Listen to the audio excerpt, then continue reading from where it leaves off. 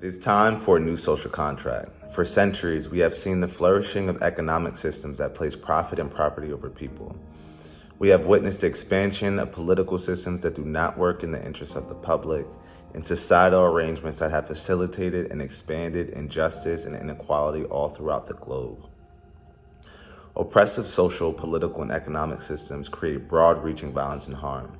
And during the COVID-19 pandemic, we see how racial and interclass inequality compounds with new crises and devastates communities.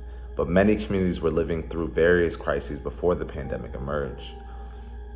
We need a new social contract. Across the globe, largely a result of legacies of capitalism, colonialism, slavery, and exploitation, entire communities and societies are filled with unnecessary pain, suffering, and premature death.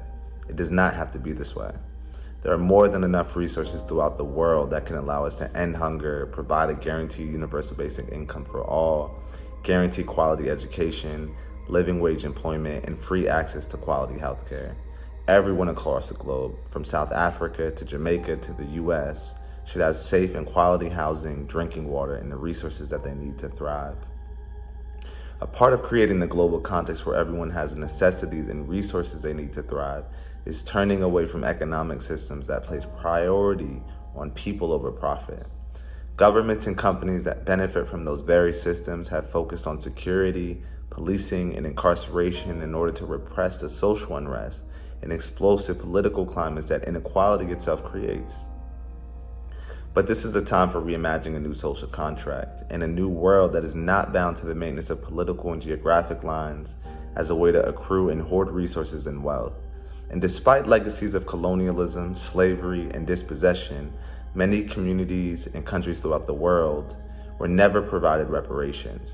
This, along with global and international banking strategies and the rise of new economic orders and global arrangements, have furthered racial, class, and gender inequalities. Moreover, the focus on profit with disregard to the environment is destroying our planet.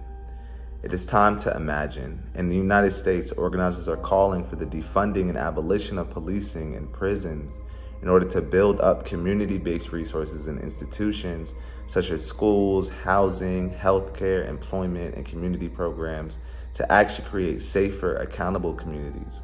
Moreover, organizers and activists are calling for the complete reimagining of public safety that is designed by communities and is centered on transformative and restorative processes rather than punishment and control. The murders of George Floyd, Breonna Taylor, Tony McDade, Aiyana Stanley Jones, Tamir Rice, and Kiwi Haring, and countless others by police showcase what activists have claimed for years. Policing and the criminal legal system more broadly in the United States was not created for public safety, but as slave patrols and tools to repress labor organizing, dissent, and protect property and capital.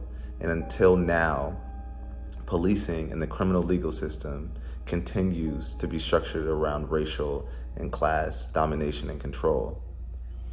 That system cannot be transformed into something just, so activists are reimagining models of safety and accountability altogether. Similarly, systems that do not work in the interest of people should be abolished and new, democratic, just systems should flourish in its place, whether they be economic, social, or political. We cannot continue to allow inequality to take the lives of so many and cause others to live and suffer unnecessarily. Our social, political, and economic orders have for too long created an inequitable distribution of pain and suffering solely in the name of profit. The time for a new social contract across the globe is now.